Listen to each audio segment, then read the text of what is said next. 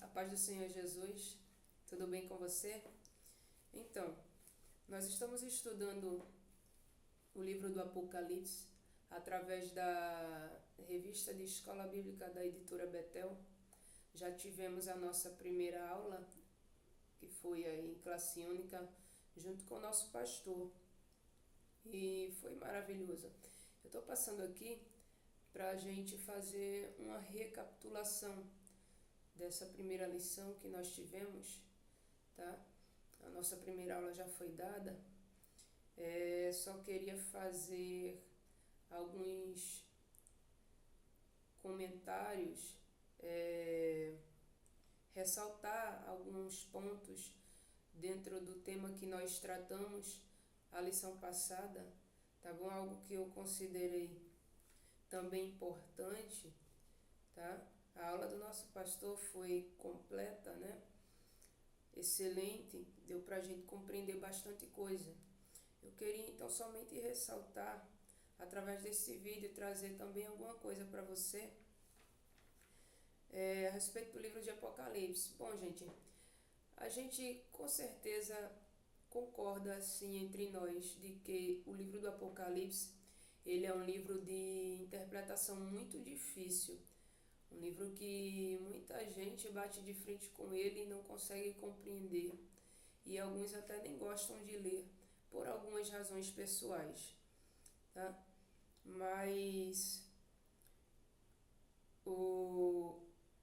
apesar de ser um livro de difícil interpretação, a gente consegue sim entender o Apocalipse, pelo menos em alguns aspectos. Nós falamos inclusive em sala que homem nenhum, seja ele pastor ou um teólogo, homem nenhum vai chegar a uma compreensão total, clara de tudo que está ali dentro do Apocalipse. Mas é possível sim a gente conseguir compreender, pelo menos em parte, né? Foi citado, por exemplo, em sala que o próprio João, depois de receber a revelação, ele quis se dobrar e adorar o anjo que falava com ele, o que mostrava que ele também não havia compreendido completamente a mensagem. O nosso pastor falou em classe sobre o Daniel, que achava que a revelação das 70 semanas seria ali para a sua época, quando na verdade não era, era para uma época futura. Então a gente vê aí que a gente não vai conseguir compreender completamente, nem mesmo aqueles que receberam a revelação tiveram essa compreensão tão clara assim. A nossa mente humana, ela é limitada, tá bom? Mas a gente consegue sim ter um entendimento a respeito desse livro. Eu queria falar um pouquinho sobre esse vídeo, sobre algumas coisas que vão nos ajudar a ter essa compreensão. Queria ressaltar alguns pontos, tá? Só para enfatizar, lembrando que nós já tivemos a nossa primeira aula. Bom, primeiramente, eu queria dizer que para a gente entender o livro do Apocalipse, é muito importante a gente procurar o conhecimento a respeito do contexto do livro. O que é isso? A gente procurar saber como era na época em que o Apocalipse foi escrito, o que acontecia, o que sucedia naquela época, o tipo de linguagem, os tipos de costumes. É importante a gente procurar saber essas coisas. Inclusive não só no livro do Apocalipse, tá? Em qualquer outro livro da Bíblia, quando a gente procura saber o contexto, a gente se familiariza com aquilo que a gente está lendo, a gente compreende de forma mais clara, com mais facilidade. Então é muito importante, e principalmente se tratando do livro do Apocalipse, porque o livro do Apocalipse é um livro cheio de símbolos, cheio de figuras de linguagens, e esses símbolos ele tinham um significado para as pessoas, para os cristãos ali daquela época, de quando o Apocalipse estava sendo escrito. Esses símbolos têm um significado forte para os judeus. Então, quando a gente procura entender o que significava esses símbolos ali para João, para os cristãos, para os judeus, a gente também vai ter uma compreensão um pouco mais clara a respeito desse livro. Lembrando que é um livro de revelação divina, mas que foi passado para nós através de uma linguagem humana. O que não, isso aí não mexe em nada em respeito da sua inspiração. É um livro inspirado. João ele fala para nós em linguagem humana aquilo que ele estava vendo, aquilo que estava sendo revelado para ele. Então, não é assim possível de compreender o Apocalipse, né? Difícil, mas não é impossível, porque ele é falado para nós numa linguagem humana. Então, quando a gente procura conhecer esse contexto, essa linguagem, a gente pode ter uma visão mais clara.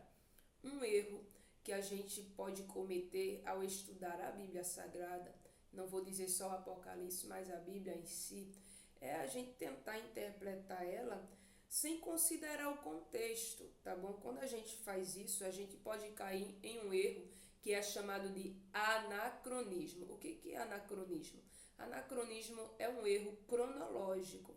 É quando alguém pega uma determinada ideia de uma época anterior e tenta retratar ela com os valores de uma época atual. Isso aí pode trazer aí um erro, porque a gente não pode julgar a cultura anterior pela nossa cultura. A gente precisa entender o que acontecia antes, por que acontecia, tá certo? Por exemplo, olha só, se hoje Deus fosse falar para nós a respeito de paz, tá? Talvez em uma linguagem humana ele usasse aí a pomba para exemplificar a paz, né? Aí vamos imaginar, daqui a uns 50 anos para frente, sei lá, bastante anos aí para frente, alguém vai perguntar, mas o que tinha a ver a paz, a pomba, o que tem a pomba com a paz? Se ela for interpretar de acordo com os valores da época dela, que já vai estar muito aquém da nossa, talvez ela não consiga, se ela não procurar saber o contexto que a gente vivia. É mais ou menos isso. Deixa eu te dar um exemplo dentro da Bíblia Sagrada. No livro do Apocalipse, capítulo 3, versículo 14, ele fala de Cristo como sendo o princípio da criação. Apocalipse 3 e 14. Ele vai dizer assim,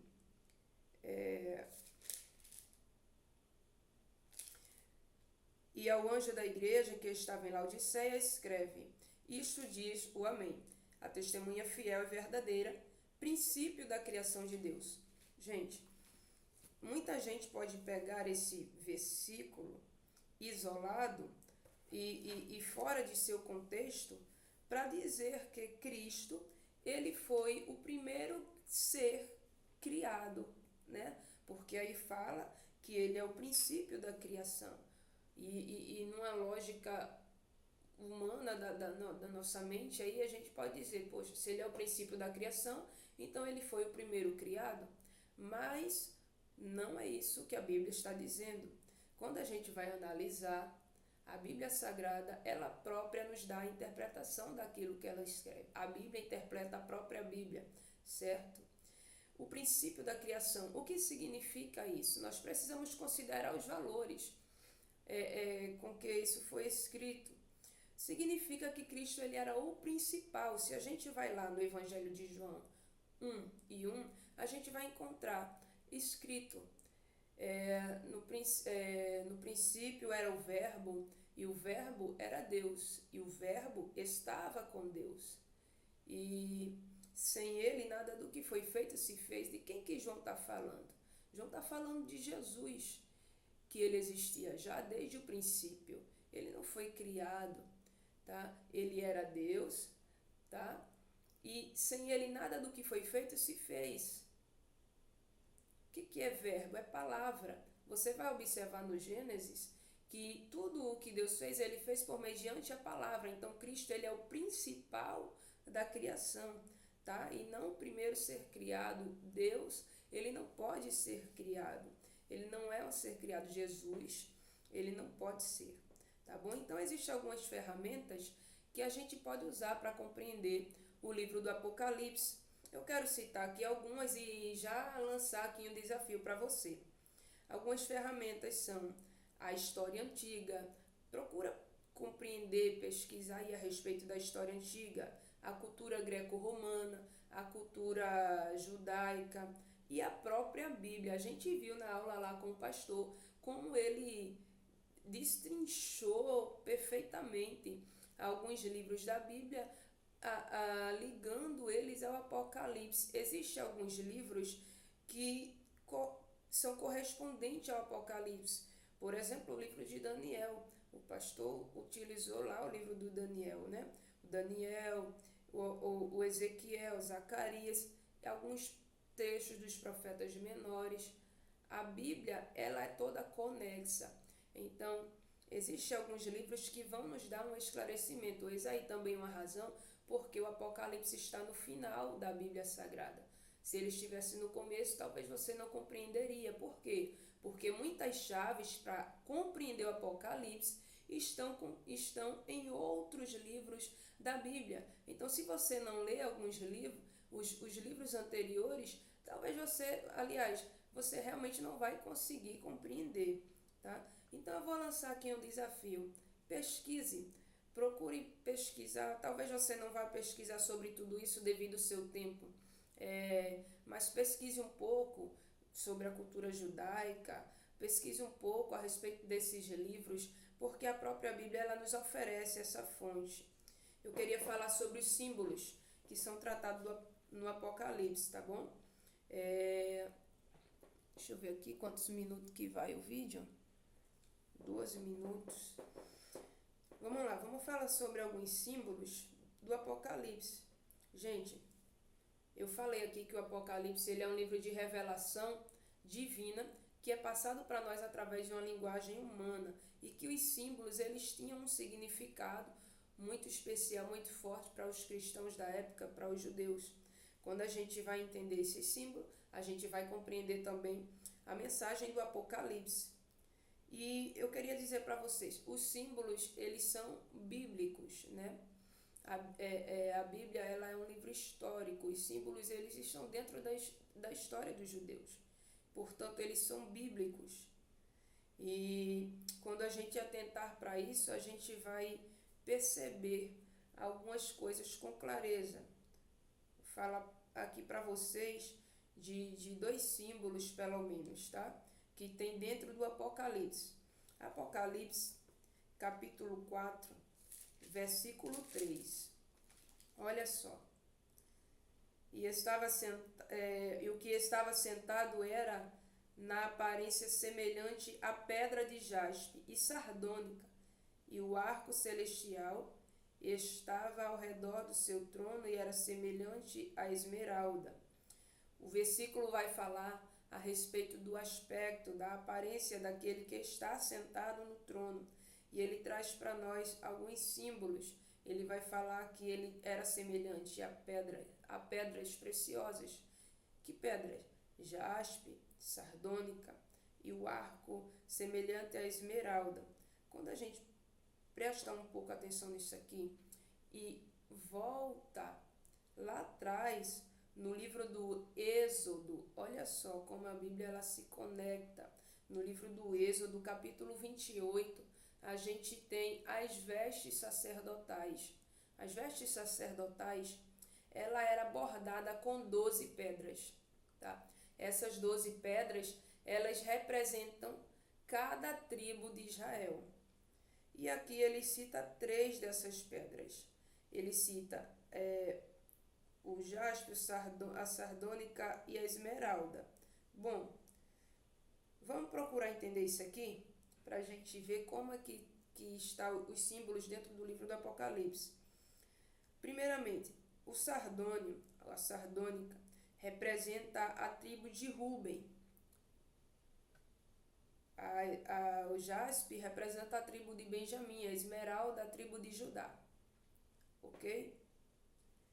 Então, Sardônio representa Ruben e Ruben tem um significado. O significado da palavra Rúben é veja meu filho. O significado da palavra Benjamim, representado na pedra de jaspe, que é a 12ª tribo, é filho da minha mão direita. E o significado da pedra esmeralda? A esmeralda, representando a tribo de Judá, a 7ª tribo, tem o significado de louvor. Judá significa louvor.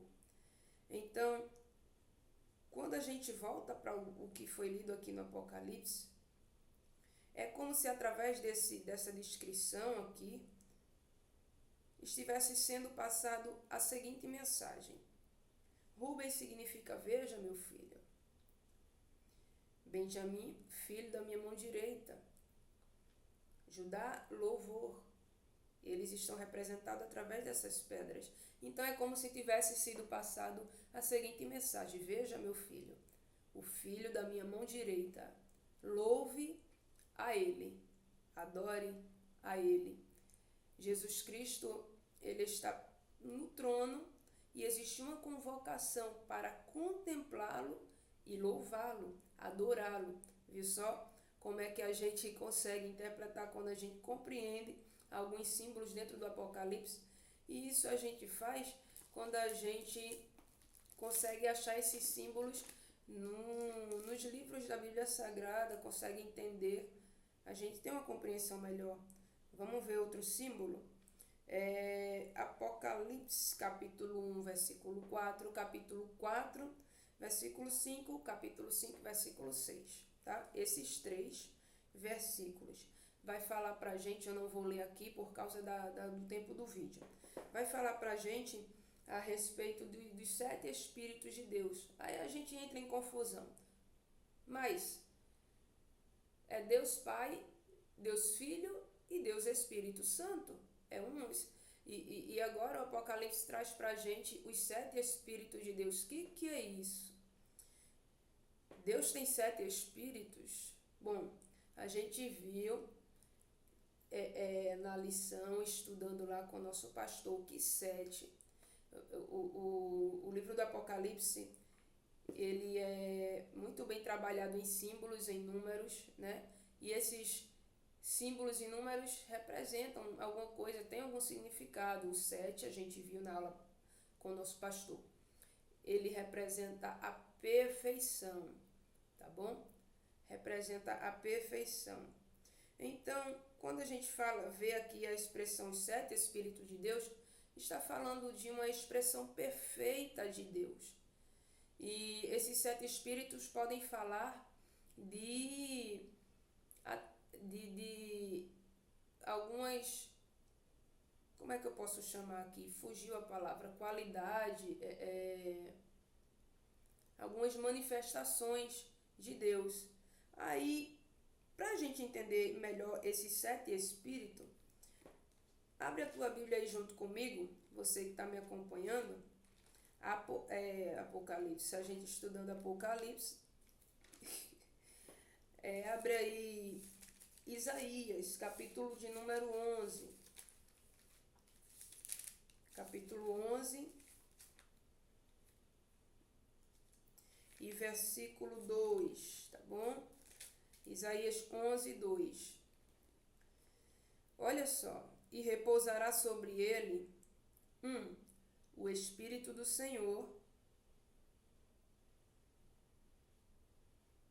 2, o Espírito de sabedoria e inteligência, o Espírito de conselho e fortaleza.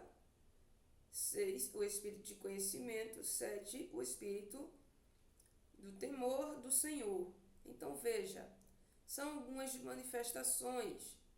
O Espírito do Senhor, o Espírito de sabedoria, Jesus tinha tudo isso, né? Inteligência, conselho, fortaleza.